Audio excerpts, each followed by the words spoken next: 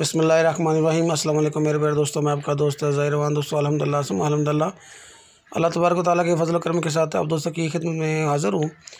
ये आप देख सकते हैं माशाल्लाह एक पौधा जो गुज़िश्ता चंद माह पहले मैंने सेल किया था एक कस्टमर के घर हमारे ही इलाके में। ये देख सकते हैं उसके दायरे में लगा हुआ है माशाल्लाह, खूबसूरत और ज़बरदस्त टहनियाँ इसकी निकली हुई हैं। अभी आपको दिखाता हूँ, ये देख लें माशाल्लाह इसकी शाखें कितनी ज़बरदस्त स्टार्ट हो चुकी हैं। जैसे कि ये आपको पौधा अभी नज़र आ रहा है माशाल्लाह। देखें ये तकरीबन दूसरी जगह से ऊंची जगह पे लगा हुआ है। ऐसी जगह जहाँ बारिश के ज़्यादा बारिश आएगी तो पानी निकल जाएगा, उतना ही रहेगा जितना उस पौधे को पानी चाहिए। देखिए माशाल्लाह लंबी लंबी शाखें इसकी स्टार्ट हो चुकी हैं।